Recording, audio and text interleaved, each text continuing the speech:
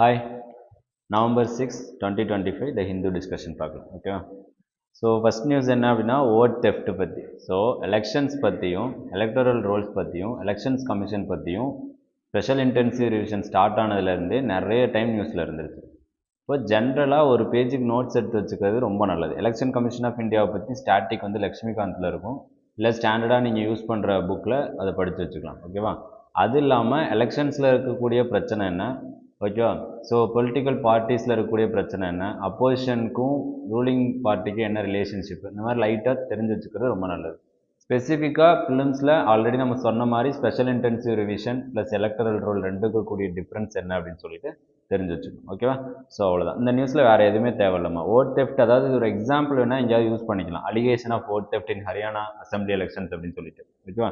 So அப்போது election commission of இந்தியாவோட credibility and எலெக்ஷன்ஸோட கிரெடிபிலிட்டி ஈவன் டெமோக்ரஸியோட கிரெடிபிலிட்டி கூட இதில் என்ன ஆகும் அப்படின்னா அஃபெக்ட் ஆகுது அப்படின்றது ஓகேவா. ஸோ டெமோக்ரஸியில் இருக்கக்கூடிய இஷ்யூஸ்ன்னு கேட்டாலும் இதையும் மென்ஷன் பண்ணணும் ஓகேவா.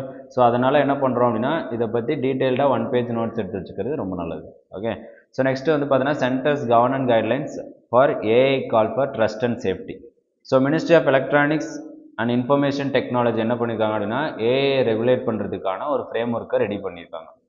இந்த ஃப்ரேம் ஒர்க்கில் 7 பிரின்சிபல்ஸ் பற்றி பேசியிருக்காங்க. என்னென்ன அப்படின்னு பார்த்தோன்னா trust, people centricity, responsible innovation, equity, accountability and understandability, safety and resilience ஓகேவா. இந்த 7 பிரின்சிபலை வச்சு தான் இந்த ஏஐ கவர்னன்ஸ் வந்து ரெகுலேட் ஆக போகுது அப்படின்றது. அப்போது இன்ன வரைக்கும் நம்மள்கிட்ட ஏஐக்குன்னு தனியாக எந்த ஒரு ரெகுலேஷன்ஸும் கிடையாது. இப்போ தான் ஃபஸ்ட் டைம் என்ன பண்ணுறோம் அப்படின்னா ஏஐக்குன்னு ரெகுலேஷன்ஸ் கொண்டு வந்திருக்கும் ஓகேவா. அதோட நேம் என்ன அப்படின்னா டெவலப்பிங் ஏஐ ஃபார் இந்தியா அப்படின்னு சொல்லிட்டு அதோட தீம். ப்ளஸ் ரெண்டாவது என்ன அப்படின்னா இது ஒரு ரோல் மாடலாக இருக்கும் ஓகேவா குளோபல் ஏஐ கவர்னன்ஸ்க்கு அப்படின்னு சொல்லிட்டு சொல்லியிருக்கோம். அப்போ ஆல்ரெடி நம்ம ஒரு கொஞ்ச நாளைக்கு முன்னாடி நியூஸில் பார்த்தோம், ஏஐ பெட்டராக ரெகுலேட் பண்ணுவாங்க கவர்மெண்ட் அப்படின்ட்டு எந்த பீப்புள் ரொம்ப நம்புகிறாங்க அப்படின்னா இந்தியன் பீப்புள் நம்புகிறாங்க அப்படின்னு சொல்லிட்டு ஒரு டேட்டா சொல்லியிருந்தாங்க ஓகேவா. ஈவன் ஏஐ லிட்ரஸிலையும் ஓகேவா ஏஐ பற்றி சர்ச் பண்ணதுலேயும் இந்தியன்ஸ் ரொம்ப கம்மியான நாலேஜ் இருந்தாலும் கவர்மெண்ட்டை ரொம்ப ட்ரஸ்ட் பண்ணுறாங்க, அவங்க நல்லா ரெகுலேட் பண்ணுவாங்க அப்படின்னு சொல்லிட்டு. ஸோ அந்த நியூஸையும் இதையும் ரிலேட் பண்ணிக்கலாம். ப்ளஸ் ஏஐயில் இருக்கக்கூடிய இஷ்யூஸ் அது ஜென்ரலாக இருக்கக்கூடியது ஓகேவா. ஸோ நெக்ஸ்ட் வந்து பார்த்தோம் அப்படின்னா செகண்ட் பேஜில் எது நியூஸ் இல்லைமா okay. South page centers move violates the bifurcation norms says Telangana. So Andhra Pradesh reorganisation 2014 வந்துச்சு ஓகேவா. ஸோ அதுபடி ஆந்திர பிரதேஷ் தெலுங்கானா அப்படின்னு சொல்லிட்டு ரெண்டாக பிரித்தாங்க. இதில் ஷெட்யூல் 10 அப்படின்னு சொல்லிட்டு ஒரு ஷெட்யூல் இருக்குது. அந்த ஷெட்யூல் படி என்ன சொல்கிறாங்க அப்படின்னா சில இன்ஸ்டிடியூஷன்ஸை 2 கவர்மெண்ட்டுக்கும் காமனாக வச்சுருக்காங்க ஓகேவா. ஸோ ஆல்ரெடி அதில் நிறைய இன்ஸ்டியூஷன் இருக்குது 2 கவர்மெண்ட்டுக்கு காமனாக. இப்போ என்ன பண்ணுறாங்க அப்படின்னா சென்ட்ரல் கவர்மெண்ட் இன்னொரு 10 இன்ஸ்டியூஷனை 2 கவர்மெண்ட்டுக்கு காமனாக வைக்க போகிறாங்க.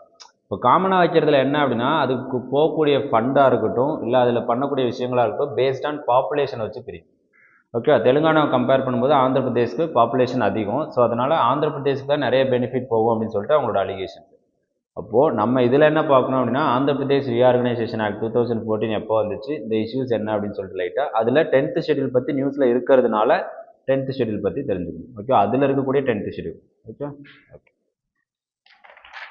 Next editorial page death on the move, அதாவது ரோட் ஃபெட்டாலிட்டிஸ் நிறைய நடந்துகிட்ருக்கு. பட் ஆனால் அதுக்கு என்ன பண்ணுறதில்ல கவர்மெண்ட் வந்து ரெஸ்பான்ஸ் பண்ணுறதில்ல, ஒழுங்காக வந்து மேனேஜ் பண்ணுறதில்ல அப்படின்னு சொல்லிட்டு, அதாவது ரோட் சேஃப்டியை வந்து என்ஷூர் பண்ணுறதில்ல அப்படின்னு சொல்கிறாங்க ஓகே. ஸோ அப்போது இதில் ரோட் சேஃப்டியை என்ஷூர் பண்ணுறதுக்கு நம்ம என்ன பண்ணலாம் அப்படின்றது. இப்போ ரோட் ஆக்சிடென்ட், இப்போ ஃபார் எக்ஸாம்பிள் ஒரு ரயில்வே ஆக்சிடென்ட்டோ இல்லை ஃப்ளைட் ஆக்சிடென்ட்டோ நடந்துச்சு அப்படின்னா நம்ம என்ன பண்ணுறோம், உடனே வந்து ஸ்க்ரூட்டனி பண்ணுறோம், ப்ளஸ் அதுக்காக ஒரு கமிஷன் போடுறோம், அதை வந்து டீட்டெயிலாக விசாரிக்கிறாங்க.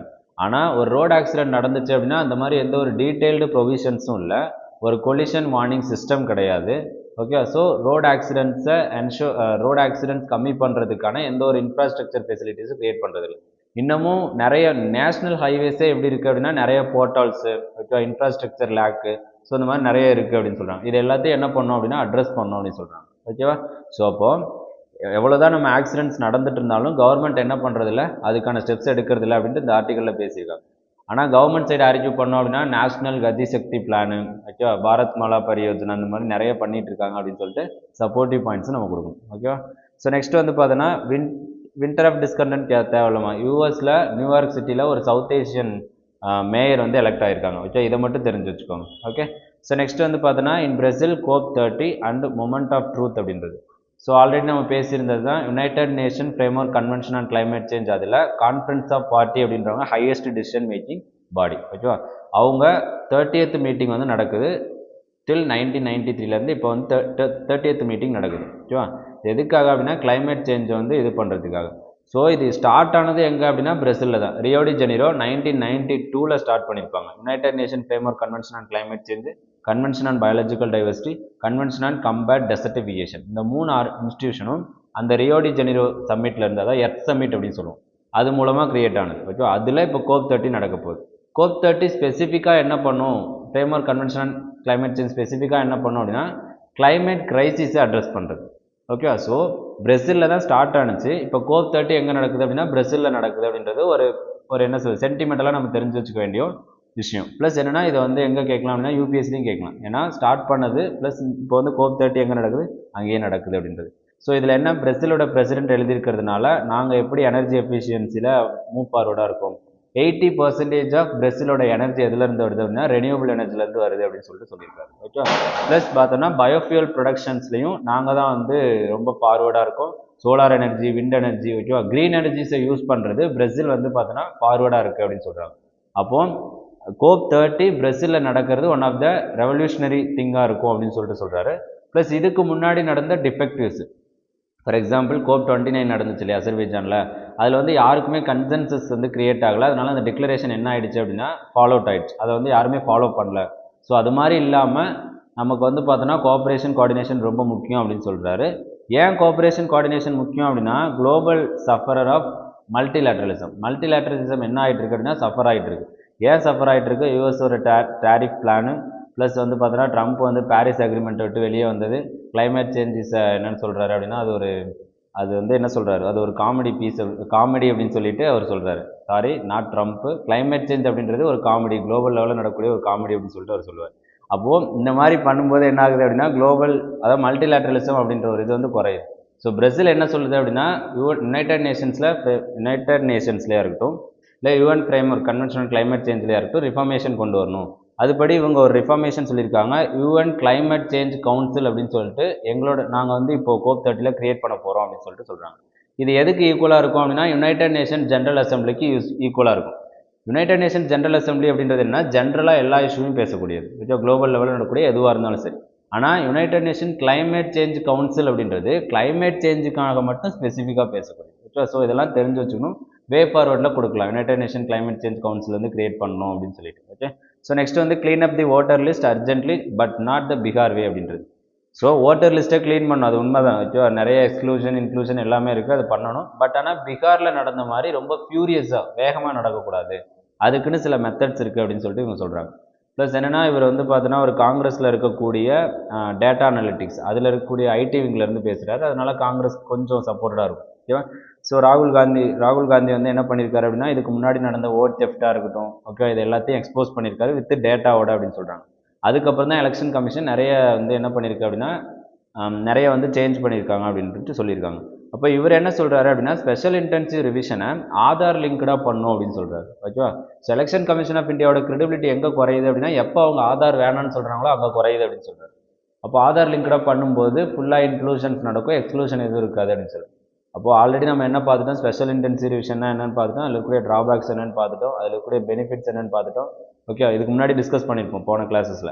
ஸோ அதனால் இதில் என்னென்னா லைட்டாக இதை ரீட் பண்ணி வச்சுக்கோங்க, இவர் என்ன சொல்கிறாருன்னு மட்டும், அவ்வளோதான், அதுக்கு மேலே தேவையில்லை.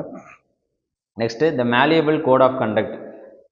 ஸோ எலெக்ஷன் ஷெட்யூல் அனௌன்ஸ் பண்ண உடனே மாடல் கோட் ஆஃப் கண்டக்ட் வந்து என்ன ஆகிடும் அப்படின்னா ஸ்டார்ட் ஆகிடும். எலெக்ஷன் ஷெட்யூல் அனௌன்ஸ் பண்ணதுலேருந்து ரிசல்ட் வெளியாகிற வரைக்கும் என்ன ஆகும் அப்படின்னா மாடல் கோட் ஆஃப் கண்டக்ட் வந்து இருந்துட்டு இருக்கும். ஓகேவா, இந்த மாடல் கோட் ஆஃப் கண்டக்ட் அப்படின்றது ஃபஸ்ட்டு 1960s கேரளா எலெக்ஷன்ஸில் ஸ்டார்ட் பண்ணியிருப்பாங்க அவங்க. ஓகேவா, அதுக்கப்புறம் தான் எலெக்ஷன் கமிஷன் என்ன பண்ணோம் அப்படின்னா மற்ற ஸ்டேட்ஸுக்கும் ப்ளஸ் நேஷ்னல் லெவலில் எலெக்ஷன்ஸ் நடக்கும்போதும் அதை வந்து இம்ப்ளிமெண்ட் பண்ணாங்க. ஓகே, அப்போது இதில் நம்ம என்ன பார்க்கணும் அப்படின்னா மாடல் கோட் ஆஃப் கண்டக்ட்னா என்ன, அதில் லீகல் பேசிஸ் இருக்கா, அதுக்கு லீகல் பேசிஸ் கிடையாது. சரியா, லீகல் பேசிஸ் கிடையாது.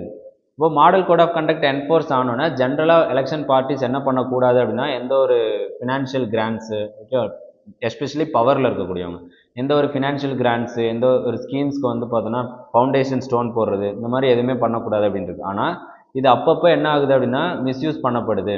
ஓகே அப்படின்னு சொல்கிறாங்க. ஃபினான்ஷியல் கிராண்ட்ஸ் கொடுக்குறாங்க. இப்போ ரீசெண்டாக நடந்த மகாராஷ்டிரா அசம்பிளி எலெக்ஷனாக இருக்கட்டும், இல்லை பீகாரில் வந்து பார்த்தோன்னா 10,000 ஃபேமிலி உமன்ஸ் கொடுக்குறதா இருக்கட்டும், இதெல்லாமே எலெக்ஷன்ஸ் அனௌன்ஸ் பண்ணதுக்கு அப்புறம் நடந்தது அப்படின்னு சொல்லியிருக்காங்க. ஓகே, அது அப்பப்போ மிஸ்யூஸ் ஆகுது. இந்த மிஸ்யூஸ் ஆகிறதுக்கு எஃபிஷியண்ட்டாக எந்த ஒரு மெக்கானிசமும் இல்லை.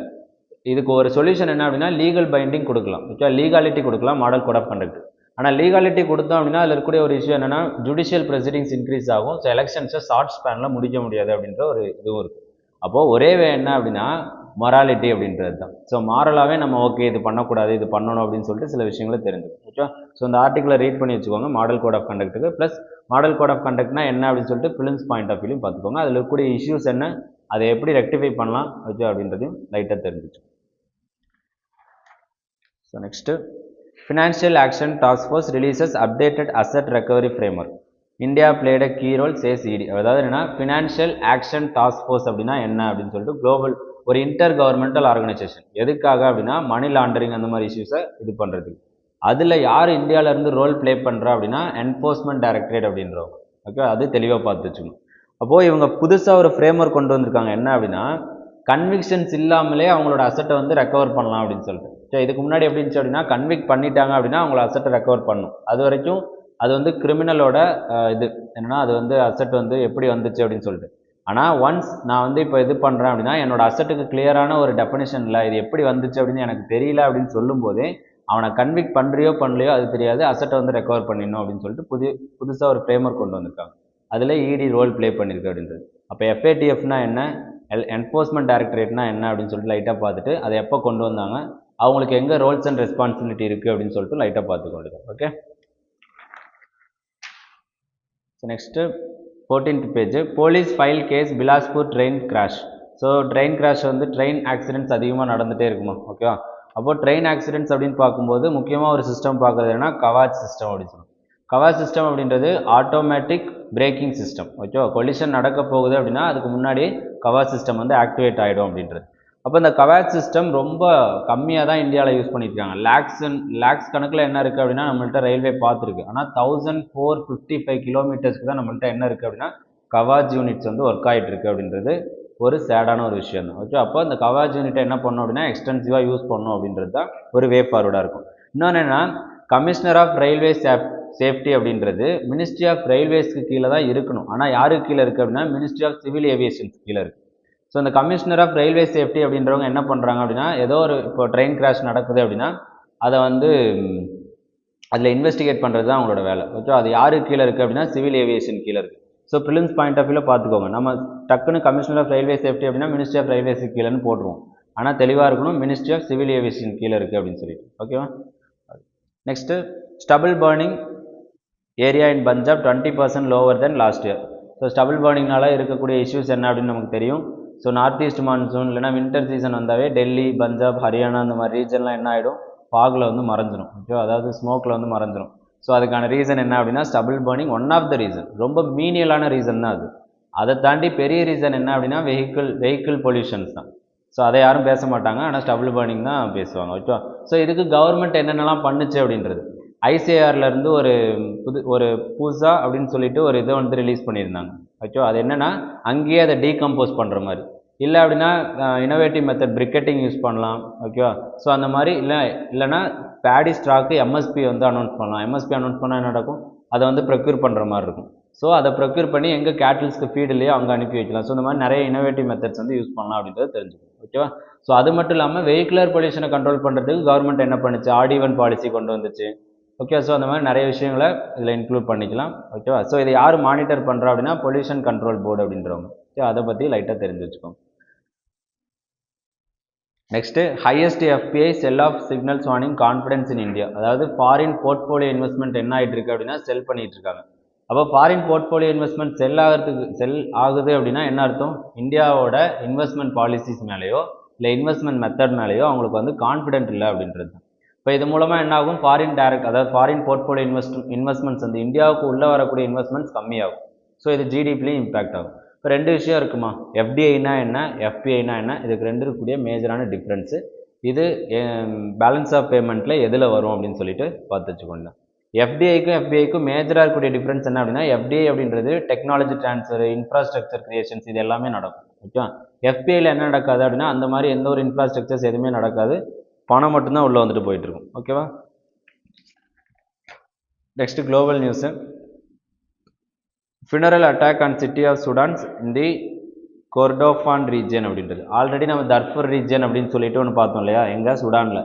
ஸோ அதே மாதிரி கொர்டோஃபான் ரீஜன் அப்படின்னு சொல்லிட்டு சுடானில் ஒன்று இருக்குது. அங்கே இருக்கக்கூடிய பேராமிலிட்டரி, 2 மிலிட்ரிக்கு நடுவில் இருக்கக்கூடிய இஷ்யூஸ்னால என்ன ஆகுது அப்படின்னா இன்னும் சிவில் வார் வந்து நடந்துட்டுருக்கு. இப்போ இந்த ரீஜன்ஸை மட்டும் லைட்டாக ஏன்னா சுடான் ரொம்ப நாளாக நியூஸில் இருக்குது. ஓகேவா. ஸோ இப்போவும் அடிக்கடி நியூஸில் இருக்குது.